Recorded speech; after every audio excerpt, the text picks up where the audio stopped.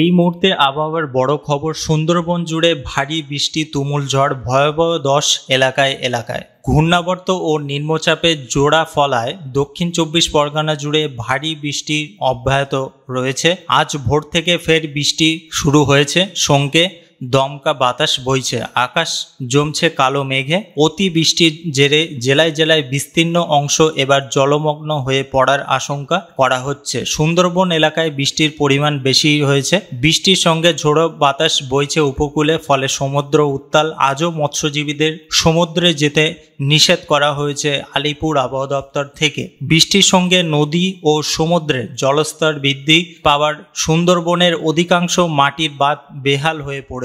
সুন্দরবনের সবকটি ব্লকের বাঁধ নিয়ে উদ্বিগ্ন জেলা প্রশাসন, বিশেষ করে মাটির বাঁধের অবস্থা ভয়াবহ। কাকদ্বীপ মহকুমার নামখানা সাগর পাথর প্রতিমা, কাকদ্বীপ ব্লকের গঙ্গাসাগর সমুদ্র তট, মৌসুমী দ্বীপ, নামখানা, নারায়ণগঞ্জ, গোবর্ধনপুরের বাঁধের ভয়াবহ ধস নেমেছে। নোনা জল ঢুকছে বাঁধের উপরে। সেচ দপ্তরের আধিকারিকদের সতর্ক করা হয়েছে জেলা প্রশাসনের পক্ষ থেকে। আজ দিনভর দুর্যোগের পূর্বাভাস দিয়েছে হাওয়া অফিস। এদিকে নিম্নচাপের দোসর সক্রিয় মৌসুমী অক্ষরেখা জোড়া ফলার আজ দক্ষিণবঙ্গে বেশ কয়েকটি জেলায় ভারী বৃষ্টির সতর্কতা রয়েছে। কলকাতাতেও বিক্ষিপ্তভাবে ভারী বৃষ্টির সম্ভাবনা থাকছে। অতি ভারী বৃষ্টি হতে পারে উত্তর ও দক্ষিণ 24 পরগনা, হুগলি, পূর্ব ও পশ্চিম বর্ধমান, বীরভূম, নদিয়া, এই 7 জেলায়। কলকাতা, হাওড়া, পূর্ব পশ্চিম মেদিনীপুর, ঝাড়গ্রাম, পুরুলিয়া, বাঁকুড়া, মুর্শিদাবাদ, এই 8 জেলায় ভারী বৃষ্টির সতর্কতা রয়েছে। উত্তরবঙ্গেও ভারী বৃষ্টি হবে। অন্যদিকে সুন্দরবন এলাকায় বৃষ্টির পরিমাণ বেশি হওয়ায় উপকূলে বইছে ঝোড়ো হাওয়া এবং সমুদ্র উত্তাল হয়েছে। আজও মৎস্যজীবীদের কিন্তু নিষেধাজ্ঞা দেওয়া হয়েছে আলিপুর আবহাওয়া দপ্তর থেকে মাছ ধরতে যাওয়ার জন্য। তো বন্ধুরা, এবার আমরা দেখে নেব যে আলিপুর আবহাওয়া দপ্তর থেকে যে ওয়ার্নিংটা দেওয়া হয়েছে। তো ইতিমধ্যে আপনারা দেখতে পাচ্ছেন যে আজকে 26শে আগস্ট এখানে উত্তরবঙ্গ এবং সিকিম, গ্যাংটক এইসব অঞ্চলে হেভি রেনফল, থান্ডারস্টর্ম এবং লাইটিং এবং হালকা ঝোড়ো হাওয়া বইতে পারে। তাছাড়া 27 তারিখ থেকে 30 তারিখের মধ্যে কিন্তু কোনো প্রকার ওয়ার্নিং দেওয়া হয়নি। এবং এদিকে যদি আমরা লক্ষ্য করি গাঙ্গেয় পশ্চিমবঙ্গের দিকে 26 তারিখে অতি ভারী বৃষ্টিপাত লক্ষ্য করা যাবে। তাছাড়া আগস্টের 27 তারিখে হেভি রেনফল এখানে কিন্তু লক্ষ্য করা যাবে।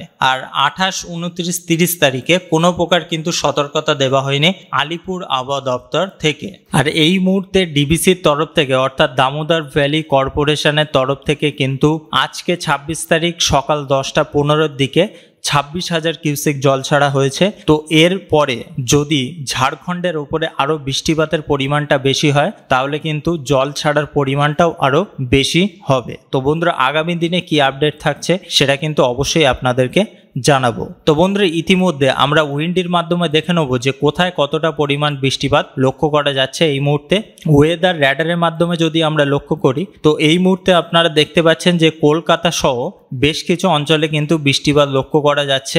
প্রপার কলকাতায় অতি ভারী বৃষ্টিপাত না থাকলেও এদিকে আরামবাগ, চন্দ্রকোনা, গোয়ালতোড়, পান্ডুয়া, শান্তিপুর, কৃষ্ণনগর এইসব অঞ্চলে বৃষ্টিপাত থাকছে। তার সাথে সাথে দুর্গাপুর, সিউড়ি, রামপুরহাট, বেলডাঙ্গা, দমকল, করিমপুরেও বৃষ্টিপাত হচ্ছে। বাংলাদেশের মধ্যেও আলমডাঙ্গার দিকে বৃষ্টিপাত থাকছে। ফরিদপুর, মাদারীপুর, লোহাগাড়া, খুলনা, বরিশালের দিকেও বৃষ্টিপাত লক্ষ্য করা যাচ্ছে এবং উপকূলের দিকে কালাপাড়ার দিকেও কিন্তু বৃষ্টিপাত হচ্ছে। আর এই যে বঙ্গোপসাগরের মধ্যে আগামী 3 থেকে 4 দিনের মধ্যে আবার একটা ঘূর্ণাবর্ত সৃষ্টি হচ্ছে এবং তার ফলেই কিন্তু তার আগে থেকেই বঙ্গোপসাগরের মধ্যেও বজ্রবিদ্যুৎ সহ কিন্তু বৃষ্টিপাত লক্ষ্য করা যাচ্ছে। আর এর সাথে সাথে আপনারা দেখতে পাচ্ছেন যে আমাদের ভারতবর্ষের পশ্চিম দিকে যে নিম্নচাপটা সৃষ্টি হয়েছিল, কালকে আপনাদের যে আপডেটটা দিয়েছিলাম, ইতিমধ্যে সেই নিম্নচাপটা কিন্তু এখন উদয়পুর, আহমেদাবাদ এইসব অঞ্চলে কিন্তু লক্ষ্য করা যাচ্ছে এবং তার ফলে কিন্তু পাকিস্তান সহ গুজরাটের বেশ কিছু অঞ্চলে বৃষ্টিপাত থাকছে। আর এদিকে ত্রিপুরা, শিলচর আর উত্তরবঙ্গে বা বাংলাদেশের উত্তর ভাগে তেমন কোনো বৃষ্টিপাত নেই এবং এদিকে শিলংয়ের বেশ কিছু অঞ্চলে বজ্রবিদ্যুৎ লক্ষ্য করা যাচ্ছে হালকা পরিমাণ। তো বন্ধুরা, এই মুহূর্তে উপগ্রহ চিত্রের মাধ্যমে আমরা দেখে নেব যে কোথায় কতটা পরিমাণ মেঘ লক্ষ্য করা যাচ্ছে। তো এই মুহূর্তে আপনারা দেখতে পাচ্ছেন যে বঙ্গোপসাগরের মধ্যে ঘন কালো মেঘ থাকছে এবং বজ্রবিদ্যুৎও কিন্তু তার সাথে সাথে লক্ষ্য করা যাচ্ছে। আর এদিকে যে পশ্চিম দিকে যে নিম্নচাপটা আছে এবং তার ফলে কিন্তু মেঘটা বেশ ভালো রকম লক্ষ্য করা যাচ্ছে গুজরাটের মধ্যে এবং তার সাথে সাথে পাকিস্তানের দক্ষিণের দিকে এবং এদিকে আমাদের ভারতবর্ষের মধ্যে জয়পুর, কোটা, উদয়পুরের দিকেও ভালো রকম মেঘ আছে। আর এদিকে যদি আপনারা পশ্চিমবঙ্গের দিকে লক্ষ্য করেন, পশ্চিমবঙ্গের দিকে কলকাতা সহ খড়গপুর, বর্ধমান, বাঁকুড়া, দুর্গাপুর, কাটোয়া সব অঞ্চলেই ঘন কালো মেঘ আছে এবং কলকাতার সাইডে এবং দক্ষিণ 24 পরগনার বেশ কিছু অঞ্চলে কিন্তু বজ্রবিদ্যুৎও লক্ষ্য করা যাচ্ছে। আর এদিকে যদি আপনারা উত্তর ভাগে লক্ষ্য করেন, উত্তর দিকে মেঘ আছে হালকা পরিমাণ মেঘ, সেটা কিন্তু আস্তে আস্তে অগ্রসর হচ্ছে বিহারের দিকে। দার্জিলিংয়ের দিকে মেঘ আছে এবং তার সাথে সাথে কিন্তু বজ্রবিদ্যুৎও লক্ষ্য করা যাচ্ছে। আর আমাদের প্রতিবেশী দেশ বাংলাদেশের মধ্যে উত্তর দিকে এবং দক্ষিণ দিকেও মেঘ আছে। দক্ষিণের মেঘের পরিমাণটা বেশি আছে কারণ বঙ্গোপসাগরের মধ্যে যে নিম্নচাপটা সৃষ্টি হয়েছে তার প্রভাবে কিন্তু জলীয় বাষ্পের যে আনাগোনা হচ্ছে এবং তার ফলেই কিন্তু মেঘের পরিমাণটা বেশি থাকছে দক্ষিণ দিকে। আর এদিকে আপনারা দেখতে পাচ্ছেন যে খাটরা, বলরামপুরের দিকে মেঘ আছে এবং তার সাথে সাথে কিন্তু বজ্রবিদ্যুৎও লক্ষ্য করা যাচ্ছে। আর আমাদের ত্রিপুরার দিকে হালকা পরিমাণ মেঘ আছে। তো বন্ধুরা, এই মুহূর্তে রেন অ্যান্ড থান্ডারের মাধ্যমে যদি আমরা লক্ষ্য করি যে কোথায় কতটা পরিমাণ বৃষ্টিপাত লক্ষ্য করা যাবে, তো আজকে ধরুন দুপুরের দিকে এই মুহূর্তে আপনারা দেখতে পাচ্ছেন যে বাংলার মধ্যে ভালো রকম বৃষ্টিপাত থাকছে। তার সাথে সাথে উড়িষ্যার উত্তরভাগে জলেশ্বর, বালাসোর, আমাদের পশ্চিমবঙ্গের মধ্যে আরামবাগ, চন্দ্রকোনা, কতুলপুর এবং এদিকে পুরুলিয়া, বোকারো অর্থাৎ জামশেদপুরের মধ্যেও কিন্তু বৃষ্টিপাত থাকছে। তার সাথে সাথে উত্তর 24 পরগনা সহ দক্ষিণ 24 পরগনার দিকেও কিন্তু বৃষ্টিপাত লক্ষ্য করা যাবে। আর উত্তর ভাগে আপনারা দেখতে পাচ্ছেন যে কোচবিহার, আলিপুরদুয়ারেও বৃষ্টিপাত হবে। শিলিগুড়ি, জলপাইগুড়িতে বৃষ্টিপাত লক্ষ্য করা যাবে। অতি ভারী বৃষ্টিপাত নাও হতে পারে। বাংলাদেশের মধ্যে দক্ষিণ ভাগে ছিটেফোঁটা বৃষ্টিপাত হতে পারে। আর এদিকে যদি আপনারা মিজোরামের দিকে, কোলাশিবের দিকে লক্ষ্য করেন, এইসব অঞ্চলে কিন্তু বৃষ্টিপাত থাকছে। ত্রিপুরার দিকে শিলচর বাজারের দিকেও কিন্তু বৃষ্টিপাত হবে। প্রায় 8 মিলিমিটার 9 মিলিমিটার বৃষ্টিপাত থাকছে। এবং এদিকে পশ্চিমবঙ্গের মধ্যে একটা ঘূর্ণাবর্ত কিন্তু সৃষ্টি হচ্ছে। বাঁকুড়া সাইডে কিন্তু একটা ঘূর্ণাবর্ত আছে, সেটা কিন্তু আপনারা লক্ষ্য করতে পাচ্ছেন হাওয়ার গতিবেগটা। তো বন্ধুরা, আস্তে আস্তে যদি আমরা পরপর লক্ষ্য করি, তো এই মুহূর্তে যদি আমরা দেখি বিকাল 4টের দিকে এখানে কাটোয়া, শান্তিপুর, বর্ধমান, আরামবাগ, তারপরে জামশেদপুরের দিকেও বৃষ্টিপাত থাকছে। উত্তরবঙ্গে ছিটেফোঁটা বৃষ্টিপাত হতে পারে। শিলিগুড়ির দিকে, কোচবিহার, আলিপুরদুয়ারে হালকা পরিমাণ বৃষ্টিপাত থাকছে। তাছাড়া শিলচরের দিকে বৃষ্টির পরিমাণটা বাড়বে বিকালের দিকে। আর বাংলাদেশের দক্ষিণের দিকে একটু বৃষ্টিপাত হলেও বাদবাকি অঞ্চলে অতি ভারী বৃষ্টিপাত কিন্তু লক্ষ্য করা যাবে না। তো বন্ধুরা, এই মুহূর্তে যদি আমরা একটু পরপর লক্ষ্য করি, আবার সন্ধ্যে 7টার দিকে ঝাড়খণ্ডের মধ্যে রাঁচি, জামশেদপুর, কুন্তির দিকে বৃষ্টিপাত থাকছে।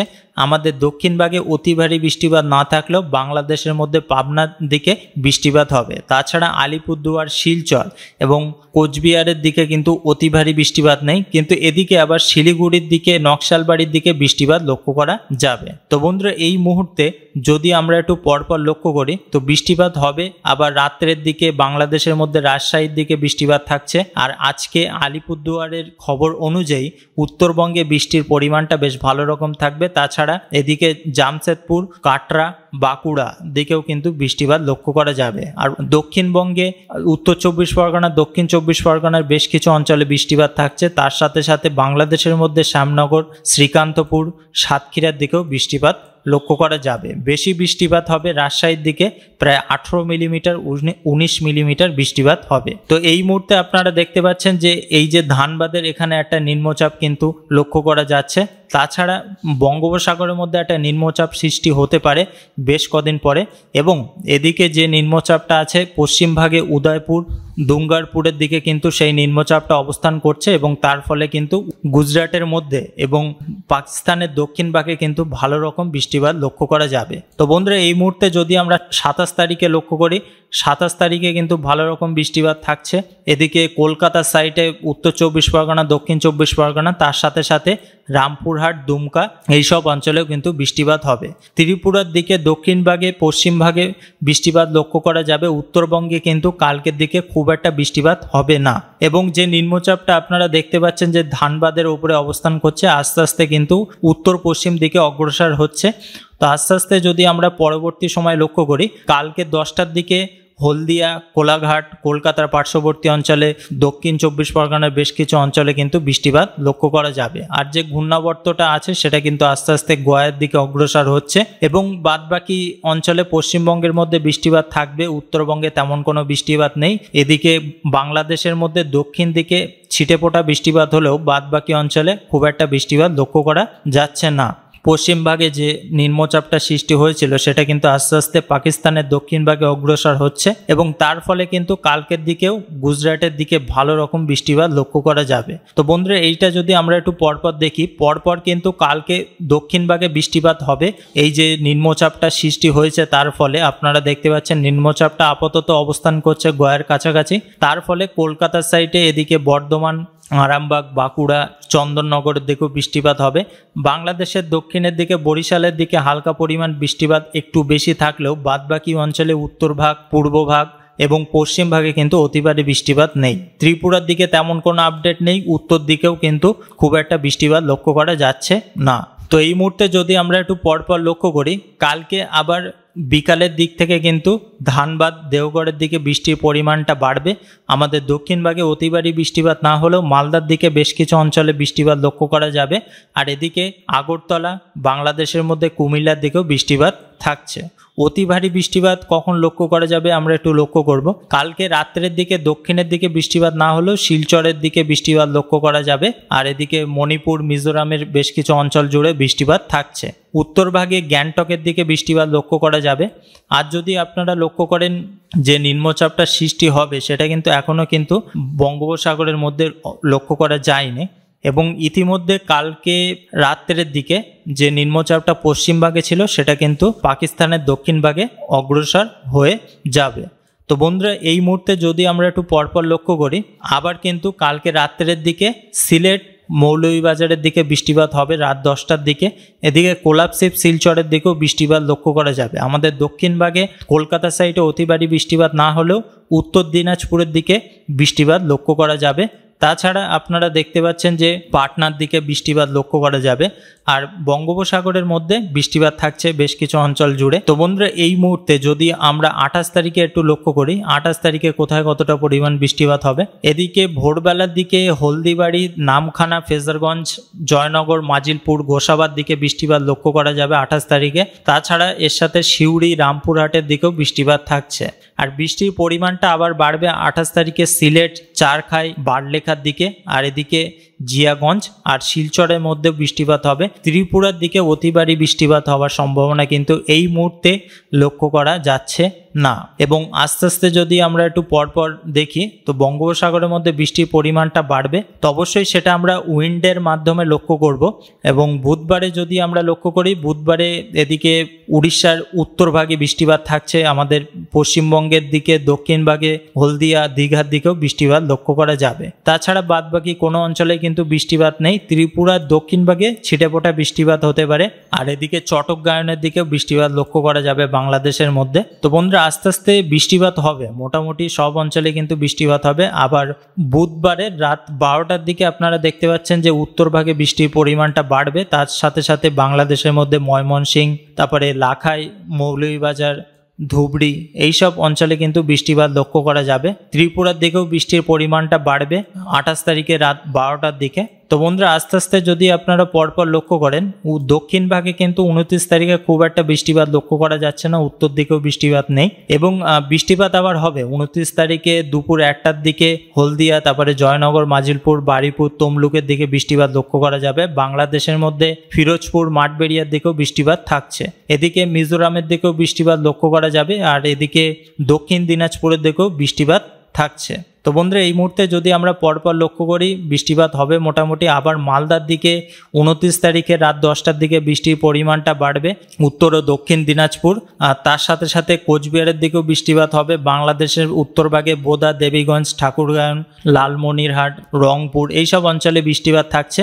আর এদিকে বগুড়া, সিংড়া, ময়মনসিংহ, কিশোরীগঞ্জ, লাখাইয়ের দিকেও বৃষ্টিপাতের পরিমাণটা বাড়বে এবং এর সাথে সাথে ত্রিপুরার দিকেও বৃষ্টিটা হবে। আমবাসা, আগরতলা, অমরপুর এবং শিলচরের পার্শ্ববর্তী অঞ্চলেও কিন্তু বৃষ্টিপাত থাকছে। তো বন্ধুরা, এর ফলে কিন্তু আবার বাংলাদেশের মধ্যে জলের পরিমাণটা বাড়বে বেশ কিছু অঞ্চলে এবং তার ফলে কিন্তু সমস্যার সৃষ্টি হতে পারে।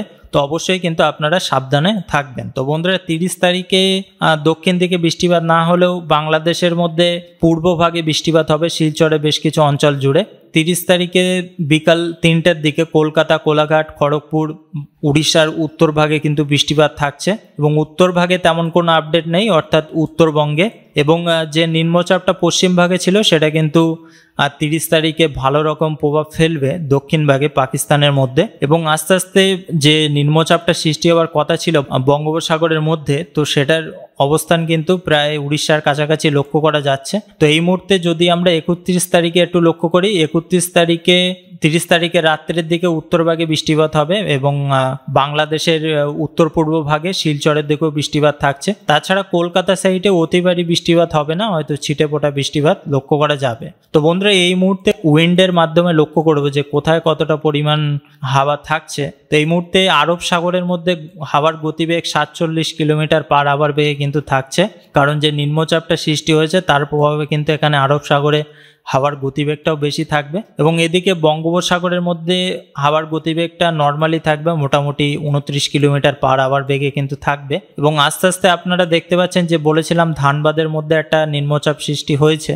তো তার প্রভাব কিন্তু লক্ষ্য করা যাবে কালকের দিকেও এবং আস্তে আস্তে সেটা কিন্তু উত্তর ভাগে অগ্রসর হচ্ছে, উত্তর পশ্চিম ভাগে।